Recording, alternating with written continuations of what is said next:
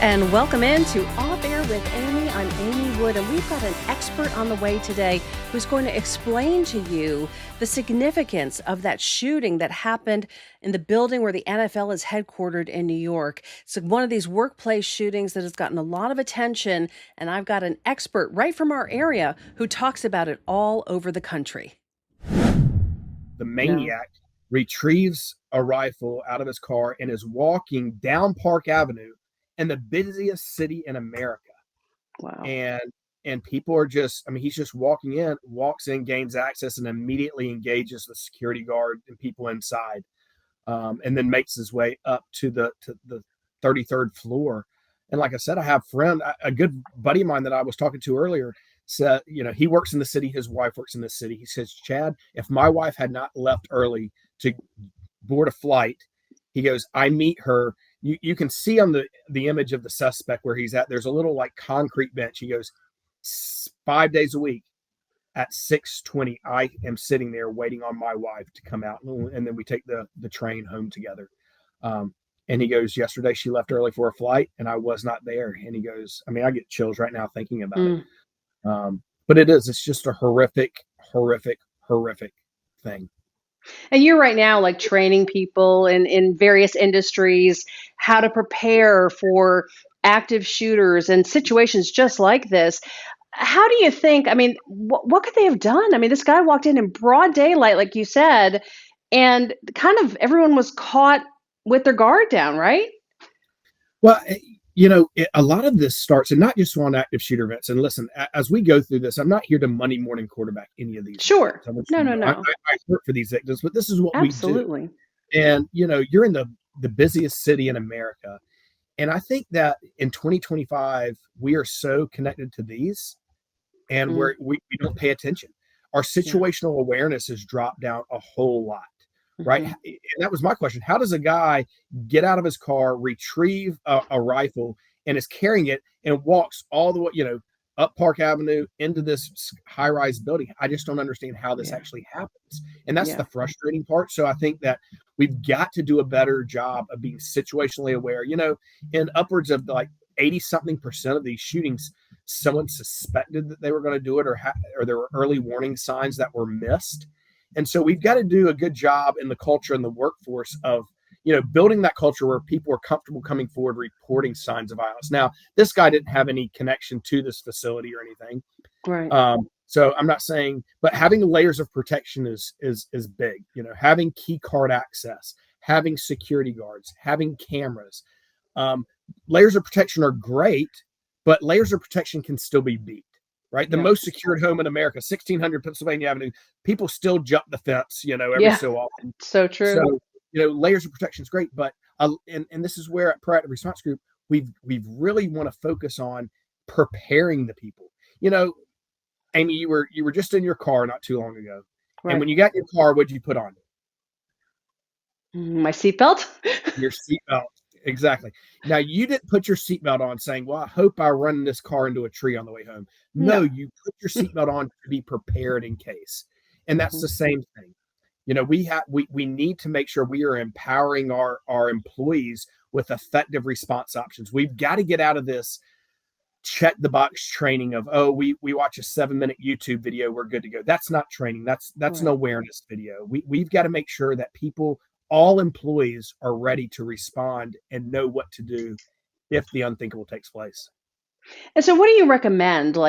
This is obviously a workplace scenario, right? So there are people working in buildings all over the country. Sorry, my air conditioning is coming on. Who, they don't expect anything like this to happen, but everybody needs to be ready. Is that the correct answer? 100%. When we look at businesses and I talk to companies, I tell them this. One, the OSHA General Duty Clause states that you're going to provide a safe work environment free from any and all recognizable hazards to all employees. And that's what the courts are citing after these events and these lawsuits of companies who fail to provide training on this.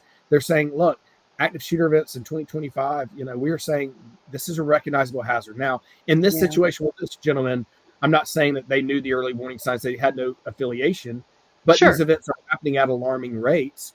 And so for us, our belief is every employee must be trained, not just a core group, not just checking the box, watching a 5-minute video, but true realistic training that is an options based approach. I am much against this whole run, hide, fight training model.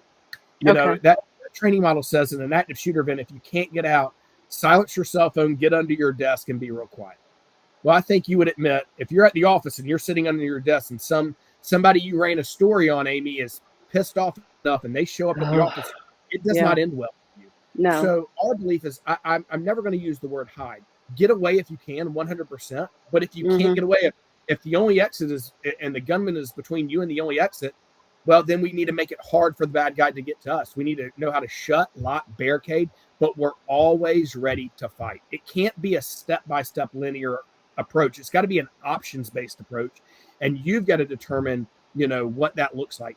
Part of the training, though, doesn't need to just focus on the event.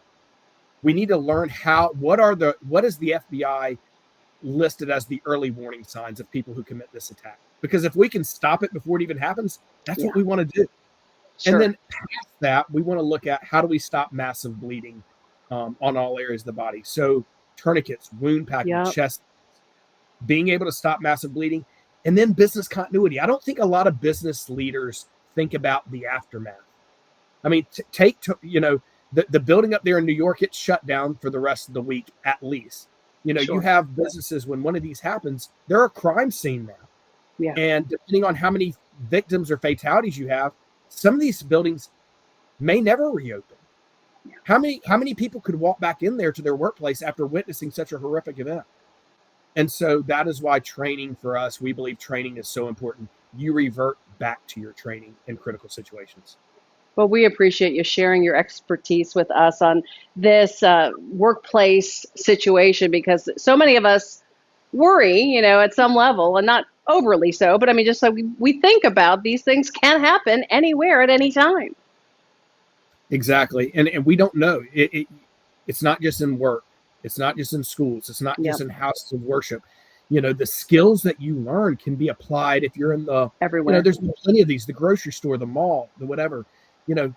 I encourage people, stay off your phone. Know where your exits are. Not just the one you came in and out of at the front of the grocery store. Know that there are multiple exits in the back and other ways to get out, and have a plan. Talk to your family and say, hey, look, if something happens, this is what we're going to do. Parents, tell your kids, if mom or your daddy says, get up and follow me, not why. That's a good way to get a whipping Yeah. in my house growing up, but follow mom and dad and Yeah. try and just have some advanced training that empowers you to survive. Our goal is to take potential victims and turn them into empowered leaders and survivors, and that's what we want to Here's a question for you, Chad. Have you created or are you considering creating do. something where employees can empower themselves? In other words, some kind of a like teaching them the options or whatever, the basics of this that apply anywhere through an app or through an online program or something? I mean, is there anything like that for individuals to Yeah, be ready if they want to, if their company isn't doing it? 100%. And, at Proactive Response Group, proactiverg.com, we have an online learning in there. It's $24.99. I mean, that's a bag lunch now. And you Hmm. can set your family down, go through this training in about 40 minutes. And now they're going to have some options and know what to do and set a good foundation on what to do should the unthinkable ever occur wherever you're at. So this week, I ran into some information online that got me thinking, this can't be true. Or can it? I even sent it to my daughter saying, do you guys think this is true? Only to find out when I checked in with a veterinarian, it indeed is false. So let me tell you about it and introduce you to Dr. Alan Martin, who's one of the favorite vets of the upstate. He's a longtime veteran, and he explained to us how to keep your pets cool this summer. We have Dr. Alan Martin with us, and we're talking about keeping our animals cool. And God forbid they get really hot, what we should do about it. And Dr. Martin, I wanted to bring you in because I was scrolling on the internet, and you know how that goes. And there's all kinds of information out there, and it isn't always accurate. And one of these posts said if you hose your dog down when they're really hot, you could give them heat stroke.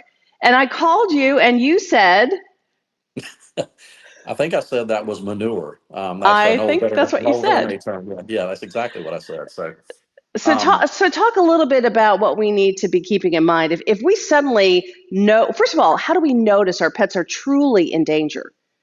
yeah. Well, I mean, first of all, we're in the middle of temperatures right now that are perfect for causing heat stroke in people, dogs, cats, whomever. Right. But usually, if you have a dog, it's usually dogs. I honestly, in 42 years being a veterinarian, I never treated a cat with heat stroke, but Okay. usually it's dogs because they ride in the car with their people, that kind of thing. So when you're in the right kind of temperature, yeah, most dogs pant anyway. But if they're panting excessively, and they look stressed, and sometimes people say, you know, how do you know that a dog is stressed? But most people, if they've got a dog, they know when their dog is not acting exactly right. Mm-hmm. And you can, I would say most people don't feel comfortable taking a rectal temperature on their dogs, but if you made a mistake and left your dog in the car for, 10 minutes, you can assume that you have a dog that's getting pretty close to going into heat stroke. And then there are a lot of other things that I guess you'd say they're like, it's multi-factor, just like it is in human. But if you're a dog and you're heavy, if you're a dog and you have a long coat, if you're a dog that has, they're called brachycephalic breeds, but Boston Terriers, French Bulldogs, English Bulldogs, those are babies that are, living, eating, breathing, and waiting to have heat stroke. And so if Mm-hmm. you have those kind of things going on, you would say err on the side of being quicker, not slower. And And what that do we do? Like, what do we do if we really think this is happening? What is recommended? What's smart?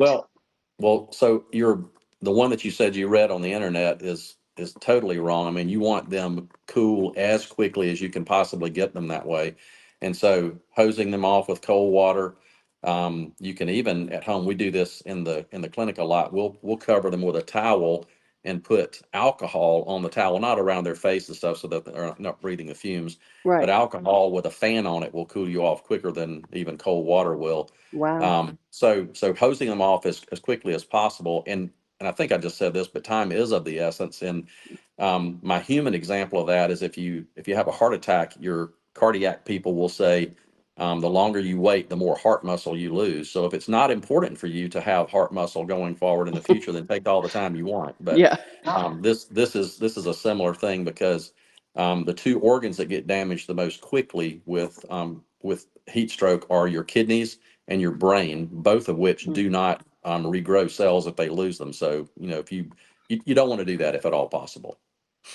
And so, can we handle this ourselves, or should we? I mean, it could happen at a time where we don't have easy access to a vet, but should we run to you or whomever if we think It, it's a yeah, serious situation? I would say most of the time it's a good idea because most dogs that have started into heat stroke do have issues that are going to occur a couple of days, 3 days down the line.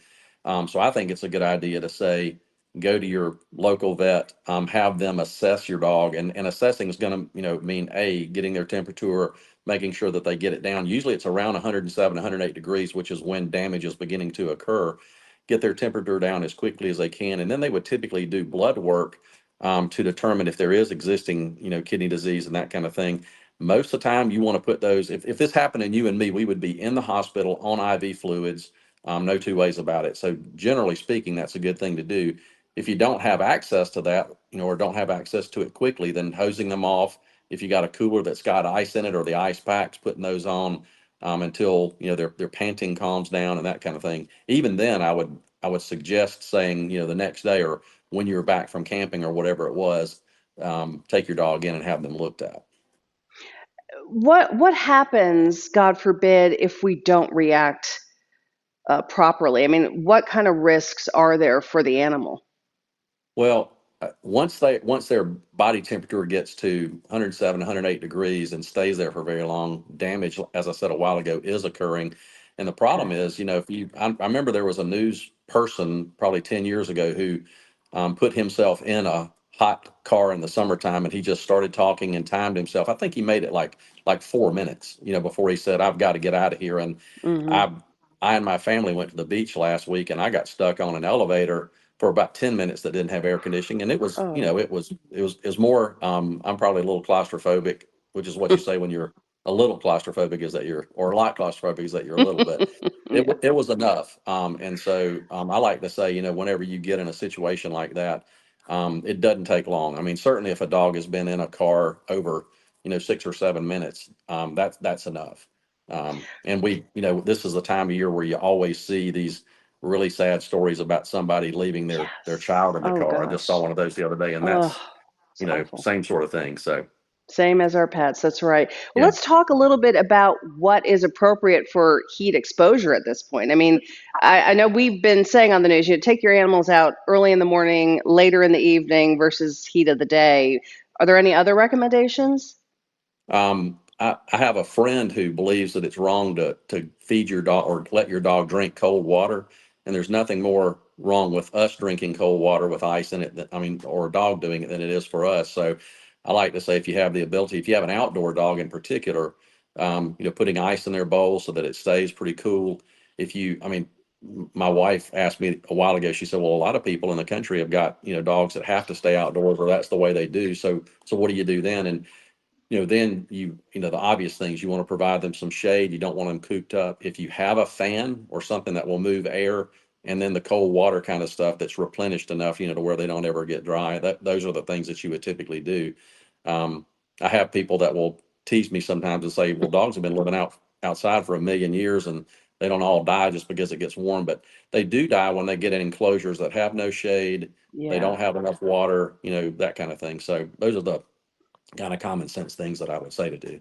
All right. Well, we appreciate you giving us some insight and tips on this because there is a lot of wrong information out there, and we Yeah, wanted to set the record straight. I appreciate you so much. absolutely.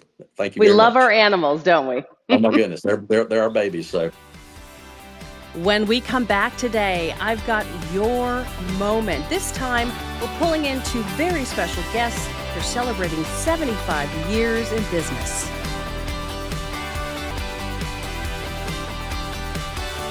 Welcome back into Off Air with Amy. I'm Amy Wood. Glad you're staying with us on WSPA Plus and YouTube, along with WSPA.com, where you can find this show every week. We want you to understand that there are a lot of great things happening in our area. I like to focus in on your moment, something special happening in your life. This time I'm pulling in two special guests because they're celebrating 75 years in business. It is a thrill to welcome you on Off Air with Amy, which is on WSPA Plus, in case you don't know. And we have to celebrate with the Wilsons because this is a big deal, Rush Wilson. You have carried on your grandfather, or you're carrying on your grandfather's tradition, you carried on your dad's tradition. I mean, this is a multi-generational fashion icon that is in the room with us. And it's very exciting because you have seen it all, right? I mean, you've grown up with it, you've carried it on yourself, and now you've passed it along. Well, when my dad he opened his business in Davidson, North Carolina in Right. 1950 when he was 23 years old. He knew what he wanted to do. I mean, he had served in the Marines. He finished University of North Carolina, and he wanted to be in the men's wear business. He opened the store here in 1959. And if you know, downtown Greenville is so busy now, he leased the last vacant storefront on Main Street. All the department stores were in downtown Greenville, and he had a spot on the 200 block of North Main where the Hyatt stands right now. That's right. So in 1978, they took all the buildings to tear them down, and my dad had to move. So we moved around the corner, and then they built the Hyatt, and downtown kind of faded and came back up with all the development downtown, and we've grown along with Greenville. So exciting. And Jay, how does it feel to be in this partnership with your dad? It feels great. We have a great relationship with each other, and it's a lot of fun to see him every day, or most days. But it's been a lot of fun. It's not coming to work. It's coming to do something that you love and see customers and see the staff and everybody. We have a great team, and we all work well together. And I'm sure, there's a lot of changes that have happened, right? I mean, we're talking about fashion, and yet some things change and some things don't. I mean, certain styles of fashion have a longevity, and I think you guys kind of represent that tradition, but also keeping it fresh, right? Oh, yeah. We try to, for Yeah. sure. Yeah. So talk a little bit about the changes you've seen, Rush. Holy cow. My dad brought a certain look to Greenville that wasn't represented here. It was called natural shouldered clothing. Okay. You could basically find in New York and New England. Mm-hmm. What was being sold here was more of a heavier padded shoulder in suits and sport coats. Okay.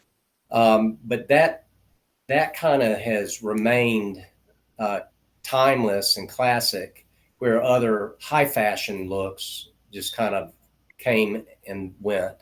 Now we're influenced by the different trends like trimmer, more tailored fitting suits and sport coats and pants. I mean, right now, if you wore baggy pants, you'd look outdated. Sure. But we never went to a skinny look. Mm-hmm. But also we went through a polyester phase. Oh. Our sport did not, but the world did. But natural fibers were where we were centered, and living in the textile capital of the world back in the 70s, 60s and 70s, you needed to be, in that mode. Absolutely, kind of fitting in with the whole vibe of the region at that time, right? Jay, what do you guys ever disagree on what you're ordering or anything? Or do you ever have some like different points of view, because being younger and dad being more senior? How does that work with you guys? I would say yes. I mean, I don't know if I'd call it disagreement, Right, but different tastes or different tastes or different views. I will say one good thing about my father is he'll listen to me, and sure. if it makes sense, he'll say, okay, let's do it. Or he'll say, I really don't think this makes sense, and we'll talk about it. And, his grandpa was a little bit more strict. He probably wouldn't have listened. listened. It was his way. But he was a great businessman. But luckily, we have that good relationship and talk about it and see what's going to work best. Well, it is so nice to get to see you both together, because I think the father-son nature of this is so neat, and the tradition of it being such a big piece of our region for so long. Let's talk about fashion for men right now. Like what do gentlemen in our region need to be thinking about if they want to stay up with what's going on right now and maintain that really good look? Well, we've seen, after the pandemic, we saw a lot of guys going more casual, but I think people have started wearing dress clothes again. Guys are wearing sport coats or a suit with no tie out to dinner. They're wanting to dress up again. So, I think dressing well gives you confidence. If it's great looking and a great fit, you're going to feel better about yourself no matter what you're doing, whether it be an interview or a date or anything like that. So, and if there's someone watching who maybe is on a super limited budget and they can maybe invest in one thing, what do you think they need to invest in? Every guy needs a blazer, sure. A Navy blazer. And you can put that with a lot of different things and wear it to a lot of different events, or a Navy suit. That's another a classic. Another classic piece that you can wear to any event. Perfect. Because you wear that to a wedding, a funeral, yes? Or an interview. Yes. Job interviews. Yeah, it's important to dress well, to make the good first impression, they say, right? That's right. And when it comes to what you guys have in terms of goals for the future, Do you have your sights set on anything else big for the next 25 years or so? Getting to 100? Oh, well, I mean, just continuing the relationships we have and staying in front of our customers, staying current, and growing with Greenville. Yeah. Greenville growing every day, and we try to market and get in front of people that are coming into town, and yeah. That's wonderful. That's wonderful. Well, we appreciate you spending a little time with us. Rush, so great to see you, and thank you for being part of this big celebration. Happy 75th, guys. Oh, thank you Thank very you much. so much. And that's going to wrap up Off Air with Amy this week. Thanks so much for being part of the show and for enjoying the celebration of Rush Wilson. What a company. They've been around forever, doing great things to make our guys look great for decade after decade. We'll see you next week with another edition of Off Air with Amy.